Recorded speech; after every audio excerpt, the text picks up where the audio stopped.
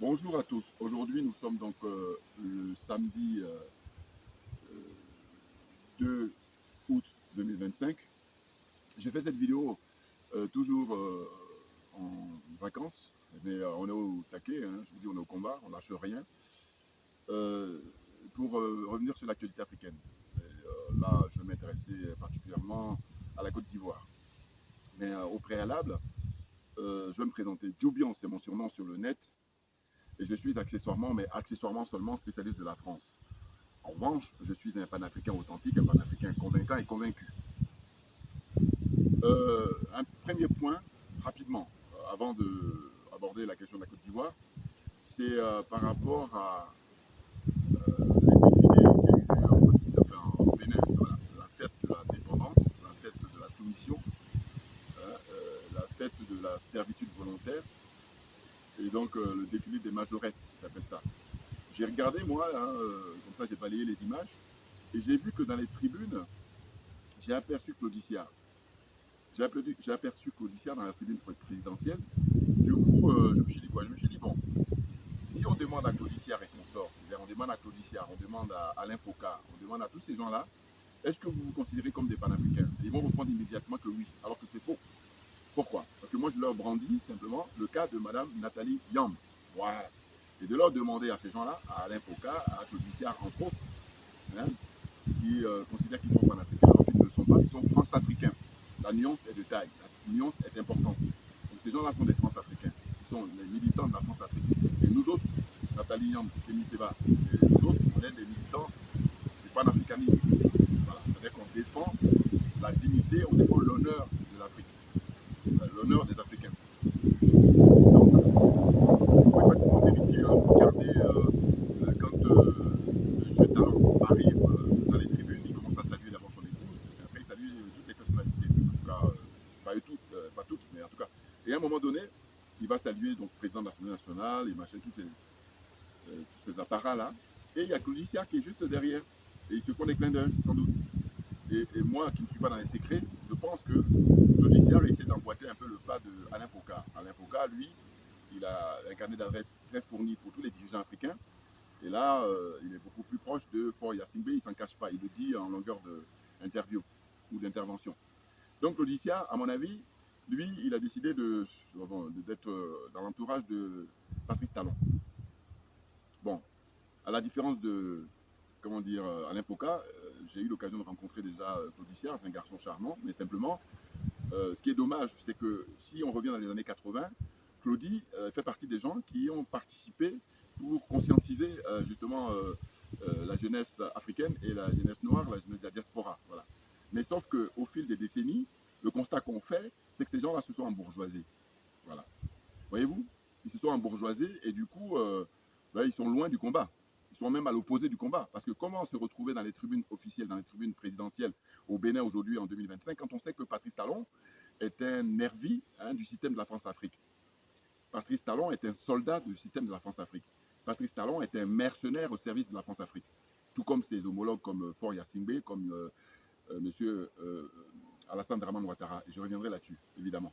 Donc voilà, ce que je voulais dire, c'est que je félicite franchement, c'était un grand bonheur, c'était une grande joie de voir que les présidents du Mali, du Burkina et du Niger, en somme, les présidents de l'AES ont refusé, hein, de participer à cette mascarade, de participer à ces humiliations permanentes, hein, qui sont considérées par les France-Africains comme étant des fêtes d'indépendance, des célébrations de défilés d'indépendance, alors que ce sont des célébrations de défilés de majorettes. Parce que quand j'ai regardé les images, je me disais, mais ce qu'ils nous montrent là, les militaires, tout ça, et les gendarmes béninois, qu'ils aillent au front réellement, parce qu'il ne faut pas oublier le nombre de morts, le nombre de soldats béninois qui sont morts depuis que M. Talon est au pouvoir. C'est très important de préciser ça. Hein? N'importe qui, aujourd'hui, si ça l'intéresse, vous allez sur Internet, vous tapez le nombre de morts. Et là, ce seraient des chiffres approximatifs. Il faut qu'on soit d'accord. C'est-à-dire qu'en réalité, moi je pense qu'on n'est pas loin, depuis qu'il est au pouvoir, M. Talon, avec l'agression des mercenaires au service du système de la France-Afrique. Il faut les appeler comme ça, il ne faut pas dire djihadistes, ça c'est un abus de langage. Le vrai thème qui leur va, qui leur correspond, c'est les mercenaires au service, hein, du système de l'impérialisme, au service du système de la France-Afrique. au service du colonialisme. Voilà, ce sont ces gens-là qui assassinent les Africains, qui assassinent des innocents, et donc qui ont assassiné, hein, moi je pense, si je ne me trompe pas, si je ne m'abuse pas, facilement je vais aller à 300, hein, au moins hein, 300 soldats, si ce n'est pas 400, si ce n'est même pas 500. Je suis désolé, je dis, si ils sont honnêtes avec leur peuple, s'ils respectent le peuple, mais qu'ils nous donnent des vrais chiffres. Or là, on nous donne des faux chiffres, on nous donne des chiffres bidons. Vous comprenez? Donc c'est une honte de participer, hein, à ces défilés-là de majorettes. Voyez-vous? Alors une belle mise en scène, évidemment, c'est du copier-coller sur le 14 juillet français. Voilà. Donc, d'une certaine façon, M. Talon, c'est un très bon élève de la France-Afrique. Il en a fait l'illustration là. Il en fait en permanence d'ailleurs. Et le constat qu'on fait, c'est que finalement, les soldats du Burkina Faso ne sont pas venus. Les soldats du Niger ne sont pas venus, notamment également. Excusez-moi. Et puis les soldats du Mali. Bon, alors, dans les trois pays, Talon avait lancé l'invitation pour 2. Et d'ailleurs, on s'est demandé pourquoi il ne disait pas le nom des 2. Ce qui revenait souvent, c'était le nom du Burkina Faso. Donc, je suis vraiment très content, hein, du fait qu'ils aient boycotté, ils ont du travail, eux, ils sont sérieux. Les militaires du Burkina, les militaires du Niger et les militaires du Mali, ils sont à la pratique. Ils ne sont pas dans l'exhibition. Ils ne sont sont pas des majorettes. Voilà. Pour moi, c'est vraiment des majorettes, hein, les soldats des autres pays. Là. Voilà. Donc voilà. Je ferme cette parenthèse, hein, après m'être félicité sur vraiment ce boycott-là, ce que je souhaitais vivement. Je l'ai fait dans mes vidéos précédentes, hein, vous pouvez vous référer. Et maintenant, le sujet du jour, c'est la candidature du président Alassane Dramane Ouattara. Alors, je dis président pour commodité de langage, si vous voulez. Mais là aussi, on pourrait effectivement dire que c'est un abus de langage. Parce que, est-ce qu'il est réellement président? Parce que ce monsieur a été mis là par l'armée française, aux yeux du monde entier. Voilà, c'était en 2011. Bon, rappelez-vous. Donc là, il a officialisé sa candidature. Ça remonte maintenant il y a quelques jours. D'ailleurs, le constat qu'on a fait, c'est qu'il y a eu l'assassinat du jeune frère Alino Faso, hein, Jean-Christophe Traoré, hein, surnommé Alino Faso, qui a été torturé depuis le mois de janvier jusqu'à sa mort en juillet. Alors, ils ont déclaré qu'il est mort le 24 juillet. Enfin, ça a été officialisé en tout cas le dimanche 27 juillet. Et on a su qu'ils ont donné l'information que c'est depuis le jeudi 24 qu'il est retrouvé mort dans son comment dire, j'allais dire son cachot, en fait, dans sa prison. Bon, pour moi, il ne faut pas aller pas faire du détour, il faut aller vite, pas au but, c'est, pour moi, il a été torturé depuis janvier, et maintenant, jusqu'à son assassinat en juillet enfin, 2025. Voilà, c'est ça la vérité. Et donc, ce que je voulais dire, c'est que M. Ouattara, c'était pas quelque chose de surprenant. S'il avait dit qu'il n'était pas candidat, là c'était surprenant. Mais le fait qu'il dise qu'il est candidat, non. À moins que ce soit des gens qui ne savent pas le sujet dont on parle. Mais tous ceux qui sont au fait de ce dont on parle, ils savent qu'il n'y a pas de surprise. C'est pas un événement, voilà. C'est un non-événement, comme dirait l'autre. Voilà. Donc M. Ouattara, voilà, qu'est-ce qu'il fait? Il annonce ça, et ceux qui s'y connaissent dans l'analyse ont dit, mais c'est pour étouffer, hein, l'information qui a été donnée sur l'assassinat du jeune frère Alino Faso, que son âme repose en paix. Alino Faso, il a fait ce qu'il pouvait et ils l'ont assassiné de manière sauvage, barbare, inhumaine. Vous voyez? Et donc M. Ouattara, il a vu que ça prenait de l'ampleur dans la diaspora, dans le monde noir, en Afrique, et puis il y a eu des manifestations notamment au Burkina Faso. Je salue les frères du Burkina naturellement, pour demander que justice soit rendue à Alino Faso. Et d'ailleurs, la moindre des choses, c'est que son corps soit remis à sa famille, son corps soit remis à l'État du Burkina Faso. Et ça, c'est une exigence préalable. Parce que quand ils vont nous dire qu'il s'est taillé les veines et après il s'est pendu, on n'y croit pas une seule seconde, naturellement. Et eux, les France-Africains, comme ils y croient, qu'ils donnent le corps. Or, s'ils ne donnent pas le corps, ils nous donnent raison. Parce que s'ils donnent le corps, ça permettra de faire des autopsies. Et puis, il faut qu'ils donnent le corps, on va dire, pas en état de décomposition. Il faut qu'ils le donnent dans les plus brefs délais. Voilà. Ça aussi, c'est très important. Je ne suis pas spécialiste, mais j'ai beaucoup de bon sens. Donc voilà, c'est dans ce sens-là. Donc voilà, M. Ouattara, il ne faut pas oublier que il est dans son paradigme. C'est quoi son paradigme? C'est à chaque fois, quand il y a une élection, eh ben, il sacrifie des gens. Ce n'est pas nouveau chez lui. Hein? Rappelez-vous, prenez depuis 2011 jusqu'à maintenant, il a pu assassiner ou faire assassiner ses proches. Je pense à Gon Coulibaly. Hein, il était dans un état fragile, et puis il le savait mieux que personne, qu'il n'était pas en état d'avoir la fonction qu'il occupe. Et pour autant, donc tout ça, c'est des mises en scène, c'est des mascarades, et c'est insulter l'intelligence des Africains. Et comme moi, je dis, je refuse qu'on insulte mon intelligence. Si je sais, je le dis. Si je ne sais pas, je ne fais pas le malin. Voilà. Donc là, tout le monde le sait, sauf les malhonnêtes, sauf les hypocrites qui vont pas. Et je dis toujours que le combat que nous menons, quand vous n'avez pas l'énergie, vous n'avez pas la force, aussi bien physique que mentale, vous vous asseyez, vous prenez des notes. C'est tout ce que vous avez à faire. Ne perdez pas notre temps. Voilà. Donc je disais qu'il y a eu Concouly Bali, ensuite il y a eu Ahmed Bakayoko. Bon. Et qu'est-ce qu'il y a eu encore? Il y en a beaucoup, hein. Comment on appelle ça, les partisans de Guillaume Soro, là. Et Soro d'ailleurs lui-même, il a la vie sauve parce qu'il a fui. Mais sinon, il allait passer à la casserole. Pourquoi je fais un sourire? C'est parce que je dis que, excusez-moi, je ne vais jamais lâcher sur le fait que Soro doit vider son sac. Il doit se faire aider par Franklin Yamsi.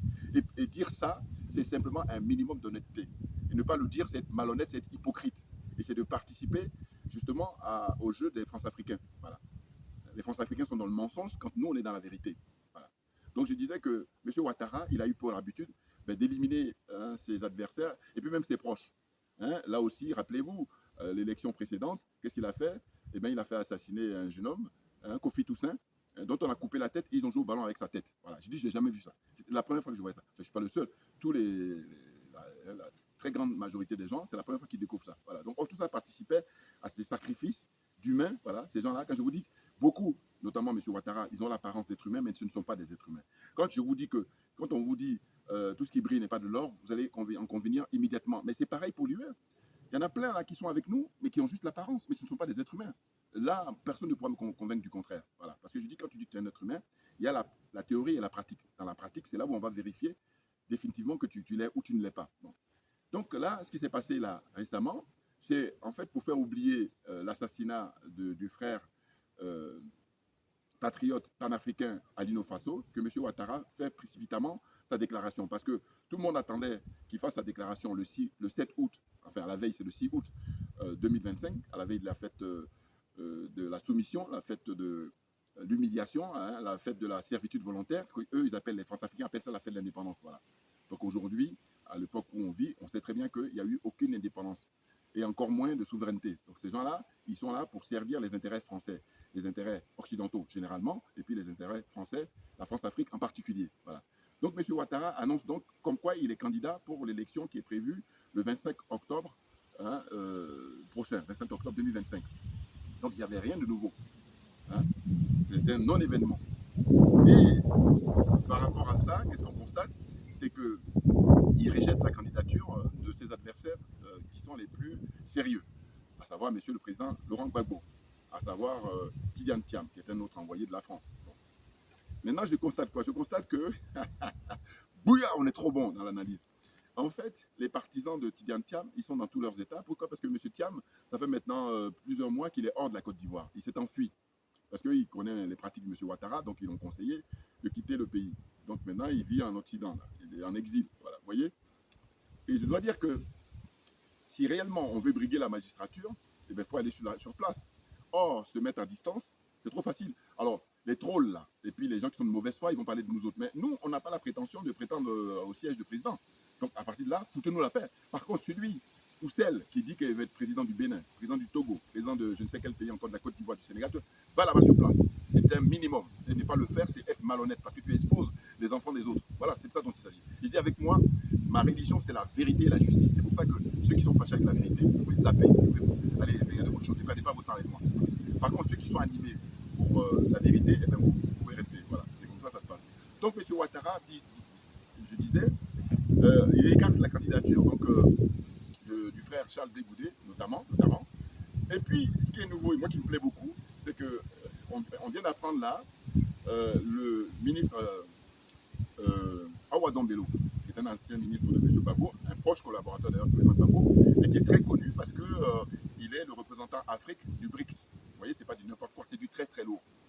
Et nous, on n'est pas dans les secrets des dieux. Mais sauf que quand j'ai appris l'officialisation de sa candidature pour l'élection prévue en octobre prochain, moi j'étais content, je dois vous dire. Franchement, pourquoi? Mais parce que je dis que ce monsieur, il a un parcours, il a une carte de visite, il est très connu, et que par conséquent, il a effectivement l'étoffe pour occuper le poste de président. Alors, les partisans du président Gbagbo, les Gors, hein, comme on les appelle, les Gbagbo-Ouriens, Et là, ça, évidemment, ça leur met dans tous les états. Mais pourquoi moi je vous dis pourquoi je suis content, c'est qu'en fait, avant que M. Awa Dombello annonce sa candidature, il se focalisait sur Charles Blé Goudé. Et je dis, s'il pouvait, il mettrait Charles Blé Goudé sur la chaise électrique. C'est-à-dire qu'il le mis à mort. Voilà.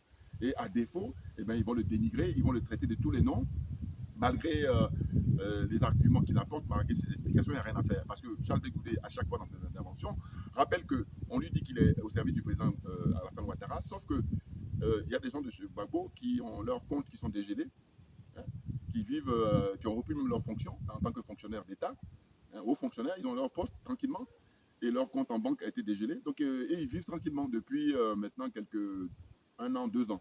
Hein. En tout cas, depuis le retour du président Gbagbo en Côte d'Ivoire. Maintenant, lui, qu'on accuse d'être partisan de M. Ouattara, en tout cas qui joue pour M. Ouattara, lui, son compte est bloqué. Vous voyez? Lui, il est écarté, son parti, enfin interdit de se présenter à l'élection présidentielle prévue en octobre 2025. Donc, je dis, malgré ces explications, il n'y a rien à faire. Parce que ces gens-là, je vous dis, d'abord les Gore et ensuite les partisans de Guillaume Soro, hein, GPS là, ils en veulent à Charles Blé Goudé par jalousie, par pure jalousie. C'est pas autre chose. Voilà. Et je dis, moi, si tu es partisan du mensonge, continue dans ton délire. Mais si tu es pour la vérité, c'est ça la vérité. Voilà. Il le jalouse. Or, il a une énergie qui nous appartient à chacun de nous, hein, une énergie intrinsèque, c'est-à-dire que la nature lui a doté son énergie et qui fait que, eh ben, il a un charisme énorme. Voilà, il n'y a qu'à le voir dans ses conférences de presse, il n'y a qu'à le voir quand il est dans ses meetings, clairement. Et ce n'est pas donné à n'importe qui. Voilà, donc et ça, c'est ce qui jalouse. Parce que eux, ce qu'ils voudraient, ce soit qu'ils se mettent au service comme un soldat, comme il a été quand il était beaucoup plus jeune. Aujourd'hui, on a affaire à un monsieur qui a 50 ans, 51 ans. Donc, c'est quelqu'un qui a évolué, comme chacun de nous, heureusement d'ailleurs. Parce que ce qu'on va constater, c'est qu'il y a certains, plus les années avancent, plus eux, c'est le contraire. C'est-à-dire qu'ils se dégradent au point de vue mental, au point de vue moral, au point de vue tout ce que vous voulez. Voilà. Or, les gens qui sont dignes, eh ben, au contraire, plus les années avancent, plus tu prends de l'expérience et puis tu le mets en pratique et en valeur. Donc, ce que je voulais dire, c'est que le fait que le ministre Awa Dombello ait annoncé sa candidature, je dis voilà, ça permettra aux Gore là, de laisser Charles Blé Goudé tranquille. En tout cas, d'une certaine façon. En tout cas, ils vont diminuer leur pression, ils vont diminuer leur agression, leurs insultes. Vous voyez? Maintenant, ils vont se focaliser sur Awa Dombello. Encore que c'est plus difficile, Awa Dombello. Pourquoi? Parce que lui, à la différence de Charles Blé Goudé, c'est quelqu'un qui a été ministre, enfin, un ministère important. Parce que Charles Blé Goudé était simplement un simple secrétaire d'État. Vous voyez? Donc, il y a une espèce de condescendance comme ça vis-à-vis de lui. C'est beaucoup plus ça. Ce qui fait que je vais observer, là, les jours, les semaines qui viennent, jusqu'à l'élection prévue en octobre prochain, le 25 octobre 2025, la critique des Gore vis-à-vis de M. Awa Dombello. Je vous dis, je suis sûr qu'ils ne vont pas adopter la même critique, la même véhémence qu'ils ont quand il s'agit de Charles Blé Goudé. C'est pour ça que je dis, je me réjouis. Voilà. Ça va diminuer un peu, ils vont les laisser un peu tranquilles, Charles. Il a donné de sa part, il a contribué, il a fait beaucoup, beaucoup de sacrifices. Hein, quand il a été arrêté par les militants de la France-Afrique, hein, par M. Ouattara et ses partisans. Voilà. Hein, ils l'ont arrêté au Ghana, ils l'ont déporté à la CPI. Et il faut toujours vous souvenir que quand il est arrivé à la CPI, il a tenu à remercier les gens qui l'ont fait venir d'ailleurs, parce qu'il dit que s'il n'était pas venu à la CPI, il serait mort. Voilà. Donc, comprenne qui veut, comprenne qui peut. Donc, pour revenir donc à la candidature de M. Alassane Dramane Ouattara, c'est un non-événement. Écoutez, ce monsieur, j'ai dit dans toutes mes vidéos, donc je vous encourage, ceux qui sont honnêtes, allez regarder, hein, si vous avez le temps, mes vidéos anciennes, vous allez voir que mon discours, il est cohérent, il est constant. C'est-à-dire que je dis que M. Ouattara, il veut mourir au pouvoir, parce qu'il sait très bien le mal qu'il a fait à l'Afrique, le mal qu'il a fait aux Africains en général et aux Ivoiriens en particulier. C'est la raison pour laquelle il ne peut pas imaginer rester vivant, sans être au pouvoir. Voilà, c'est ça. Il ne peut pas imaginer. Il a tellement peur. Vous voyez, c'est des gens comme ça qui font du mal à leurs prochains. Et comme ils savent qu'ils font tellement de mal à leurs prochains qu'eux, ils ont peur parce qu'ils savent que le mal qu'ils ont fait, on va leur rembourser. C'est ça. Même si c'est un dixième, pour eux, c'est hors de question. Voilà. Ce sont des trouillards, évidemment. Vous voyez. Donc là, il a annoncé sa candidature. Alors qu'il y a eu plein d'hypothèses. Hein. Il y en a qui pensaient qu'il allait, excusez-moi, il allait désigner un de ses proches, un de son entourage. Mais non, M. Ouattara ne fait confiance à personne. Voilà. Il aimerait bien peut-être confier ça à son fils. Moi, je dis son fils, hein, je ne dis pas son frère. Hein, la fiole, là, comment il s'appelle, photocopie, là. Voilà. Il aurait bien voulu, sauf que ce n'est pas évident. Donc, finalement, dans toutes les combinaisons qu'ils font, je lui dis, bon voilà, je vais mourir au pouvoir, et puis comme ça, peut-être tu pourras prendre la relève si tu peux. Voilà. Mais il se trouve que là, cette fois-ci, ça ne marchera pas. Parce que l'escroquerie a assez duré. C'est pour ça qu'il y a eu des slogans de trop c'est trop, Ouattara, bon, mais je crois qu'il jette cette dernière carte avec le soutien de la France. La France, ils n'en ont rien à foutre de la mort des Africains. C'est pas leur problème. C'est-à-dire que eux, ils vont soutenir celui qui va réussir à sortir du lot. Voilà. Ils soutiennent M. Ouattara au départ, ils soutiennent d'une part, d'autre part, ils soutiennent comment dire, Tidiane Tiam. Mais comme ils s'en foutent que les Africains s'entretuent, eh bien, ils disent allez-y, que le meilleur gagne de cette façon. Et pendant ce temps-là, ils sont dans leur château, hein, et le champagne, c'est à gogo. Voilà. Donc ils se font plaisir. Mais depuis toujours, c'est pas nouveau. Il faut en être conscient. Et quand on ne sait pas, quand on n'est pas conscient de ça, on s'assoit, on prend des notes, on la ferme. Voilà. Voilà. Donc, ce que je tenais à dire, c'est que M. Ouattara, il rêve de mourir au pouvoir. C'est pour ça qu'il a annoncé sa candidature-là. Maintenant, la donne est différente, puisque à l'époque, si on revient 5 ans en arrière, le président Laurent Gbagbo était encore à l'étranger. Il était en l'occurrence, je crois, en Belgique.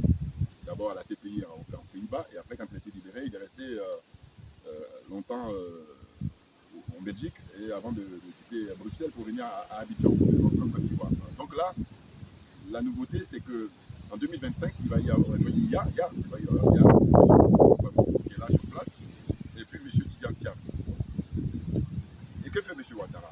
Il ne compte simplement que sur la France. Et j'ai dit dans mes vidéos passées, et je persiste sur le site, je dis que la France fait la pluie et le beau temps. C'est-à-dire que s'ils veulent que M. Ouattara parte, là aujourd'hui, au moment où je suis en train de faire ma vidéo, M. Ouattara lâche l'affaire. Mais si par contre, ils font des déclarations comme ça d'hypocrites, c'est-à-dire qu'ils font croire qu'ils ne le soutiennent pas, c'est juste pour amuser la galerie. C'est juste pour ceux qui ne sont pas au courant, qui ne sont pas au fait. Mais nous qui sommes au fait, on dit non. Ils ont une seule chose à faire, puisque ce sont eux qui l'ont mis au pouvoir, et bien ce sont eux seuls qui peuvent l'enlever. Et c'est ainsi que je dis, en Côte d'Ivoire, on ne peut pas faire l'économie d'une révolution, clairement. Vous voyez? Maintenant, pour ce qui est du ministre Awa Dombello, bon, certains vont dire oui, mais lui aussi il est dans la combine parce qu'il est d'une certaine façon dans la démarche qu'a fait à l'époque Kakabe. Alors que moi, je ne crois pas un seul instant. Kakabe, c'est quelqu'un qui a rêvé d'occuper les fonctions de ministre et tout ça depuis qu'il est petit. Et donc, il est dans un autre délire. Voyez-vous? C'est quelqu'un que je ne considère pas du tout comme sérieux. La preuve en est, tant mieux qu'on n'entend plus parler de lui. Mais en ce qui concerne le ministre Awa Dombello, de mon point de vue, je donne mon point de vue, je crois que c'est quelqu'un qui est un proche du président Gbagbo, sauf que lui, il a l'option d'en finir avec la France-Afrique définitivement, ce qui n'est pas le cas de l'entourage du président Gbagbo. L'entourage du président Gbagbo, ils me font penser, en fait, à nos frères qui sont au Sénégal, c'est-à-dire Ousmane Sonko, Premier ministre, et puis le président de la République du Sénégal, j'oublie son nom là, Bassirou Diomaye Faye, voilà, c'est ça. Voyez-vous, l'entourage du président Gbagbo, il faut penser à ça. C'est-à-dire que c'est des gens, si jamais, parce qu'on a plusieurs hypothèses, le président Gbagbo devait regagner le pouvoir, ils vont la faire la Sénégalais. C'est-à-dire dire, voilà, nous, on n'est pas des excités du Mali, des excités du Burkina, des excités du Niger. Voilà. Je les vois venir. Et c'est ainsi que je crois que le ministre Awa Dombello, il en est conscient. Et c'est pour ça que maintenant, il commence à prendre ses distances, très clairement. Il commence, et d'ailleurs, dans sa déclaration qu'il a dit que lui, il n'est pas militant de la chaise vide. Parce qu'il dit que l'élection de 2020 a été boycottée et que cette fois-ci, il est hors de question. Voilà. Donc, comme lui, il est le représentant du BRICS, je pense que le BRICS, c'est d'en finir avec l'impérialisme, c'est d'en finir avec le colonialisme et c'est d'en finir avec le système de la France-Afrique. C'est ainsi que lui, s'il devrait être président de la Côte d'Ivoire, eh bien, il va facilement rejoindre les pays de l'AES. Je le pense, profondément. Alors que tous les autres, ils vont la faire comme au Sénégal. C'est-à-dire qu'on est là, on marche sur les œufs. Alors que le Sénégal, moi, où j'en veux, je l'ai déjà dit dans mes vidéos passées, là encore, allez-y, regardez, j'ai dit que, normalement, Bassirou Diomaye Faye, d'une part en tant que président de la République, Ousmane Sonko en tant que Premier ministre, s'ils voulaient, ils peuvent, parce qu'ils ont obtenu, lors du suffrage, 54,28%. Alors que je ne suis pas très bon en chiffres, mais là, ça, je l'ai retenu parce que c'est historique. Vous voyez, le PASTEF, leur parti politique, a gagné les élections brillamment. Et à partir de là, ils devraient agir, comment dire, à l'aise. Et je dis pour eux, sans avoir fait une école de sciences politiques, et du simple bon sens et d'honnêteté, c'est-à-dire qu'ils interrogent le peuple sénégalais, là en l'occurrence, par des référendums dont ils ont l'habitude. Hein. C'est-à-dire que si vous regardez l'histoire du politique du Sénégal, vous allez voir que les présidents qui se sont succédés, ils ont organisé des référendums pour des thèmes différents. Mais là, ce que je demande à Bassirou et à Sonko, organiser des référendums, un, pour demander la fermeture de toutes les bases militaires étrangères, notamment françaises, et puis, comment dire, surtout, la fin du franc CFA. Voilà. Vous interrogez le peuple. Vous demandez au peuple sénégalais par référendum Dites-nous, est-ce que vous voulez qu'on reste dans le franc CFA ou est-ce que vous voulez qu'on en sorte? Et quand le peuple va se prononcer, eux, ils sont tranquilles, Bassirou et Sonko. Sauf qu'on a appris, enfin, en tout cas, certains le disent maintenant ouvertement que Bassirou serait franc-maçon. Allez savoir si même tous les deux ne le sont pas. Voilà. En tous les cas, moi qui les ai soutenus jusqu'à ce qu'ils arrivent au pouvoir, c'est pour ça que je dis que je suis à l'aise. Et d'ailleurs, j'ai observé que leur soutien, ils ne viennent plus me critiquer trop, en tout cas très peu. Pourquoi? Parce que je leur dis souvent, je dis, écoutez, il n'y a pas plus honnête que moi. En tout cas, si on fait un concours, dans le sens où j'ai commencé à critiquer Sonko et Bassirou quand ils ont pris le pouvoir. Or, beaucoup de gens les critiquaient avant qu'ils prennent le pouvoir. Donc, faites la nuance. Et pourquoi je les ai critiqués? C'est que je dis, ils ont fait des discours qui maintenant s'avèrent être démagogiques. On ne peut pas dire, si j'arrive au pouvoir, si je remplace Macky Sall, je vais faire partie immédiatement les bases militaires, je vais faire tomber le franc CFA. Et maintenant que vous avez le pouvoir, on est en train de partir là bientôt, dans 6 mois ou je sais pas, on va arriver, ça fait 2 ans, et ils sont là, ils traînent les pieds. Je vous dis, ils font comme ils marchent, on marche sur des œufs. Alors qu'ils n'ont pas à marcher sur des œufs, ils doivent être à l'aise pour mener leur politique, d'autant qu'ils détiennent tous les pouvoirs. Ils détiennent le pouvoir exécutif et ils détiennent le pouvoir législatif. Donc autant dire qu'ils ont les pleins pouvoirs. Voilà. Mais pourquoi ils traînent les pieds? Alors il y a entre eux des bisbilles là, bon, allez, ça c'est leur problème. Maintenant revenons donc à l'élection, aux élections prévues en Côte d'Ivoire en octobre, le 25 octobre prochain, 2025, c'est que moi, je vous dis mon point de vue, malgré les positions des uns et des autres, je dis, compte tenu du fait que la maison est sale, compte tenu du fait que le pays est sale, compte tenu du fait qu'il y a il y a du boulot, il y a du travail, eh bien, j'appelle au bon sens. Je dis que ce qu'il faudrait, ce sont des patriotes, militaires patriotes, j'insiste sur le patriotisme, parce qu'il y a des militaires partout dans le monde, partout en Afrique, donc parmi eux, il y en a plein qui ne sont pas patriotes. Voilà. Il y en a plein là qui sont des cupides, c'est autre chose, et qui viennent là pour être au service des oligarchies étrangères, de l'oligarchie occidentale en particulier. Donc, ce n'est pas de d'eux dont je parle. Moi, ce que je veux, ce sont des patriotes, à l'instar des dirigeants de l'AES, à savoir le général Assimi Goïta au Mali, le capitaine Ibrahim Traoré au Burkina Faso, et puis le général Tchani au Niger. Voilà. Ce sont eux notre modèle, ce sont eux notre référence. Donc, je souhaite que ça soit de même pour les autres pays, donc la Côte d'Ivoire d'une part, le Cameroun, puisque le Cameroun aussi, les élections sont prévues en octobre 2025 prochain. Voilà. Donc c'est vraiment très très important. On a un tournant historique et qu'il faut prendre le virage de bonne manière. Vous comprenez? Parce que sinon on peut ergoter, on peut faire des discours, on peut faire de la rhétorique, on peut raconter sa vie. Je crois que la réalité, c'est ça. C'est prendre le chemin qu'a pris les pays de l'AES pour faire le ménage. Et j'ai bien aimé un jeune frère là, que j'ai regardé rapidement sur TikTok, qui a dit quelque chose qui m'a plu. Il m'a dit, mais il ne faut même plus parler de président au Burkina, au Mali et au Niger. Il faut parler de roi. C'est vrai. Je crois qu'il a trouvé la bonne formule. En réalité, on a le roi Tchani au Niger, on a le roi Assimi Goïta au Mali et on a le roi,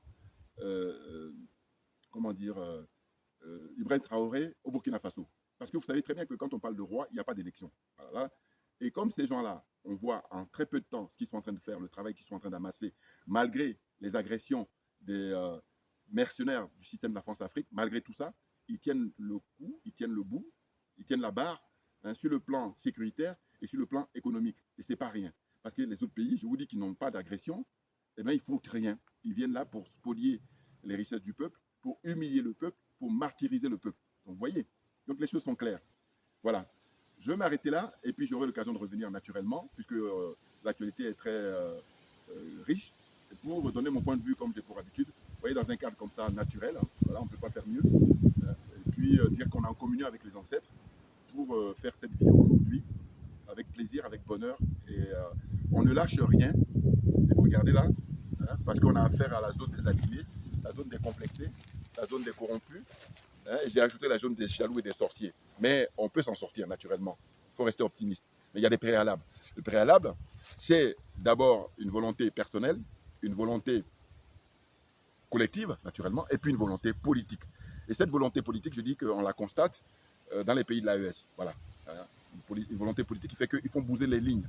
C'est historique. C'est une chance extraordinaire qu'on ne doit pas rater. Donc notre soutien, il est indéfectible au pays de l'AES. Merci beaucoup à vous tous pour votre fidélité et puis à très bientôt. Merci bien.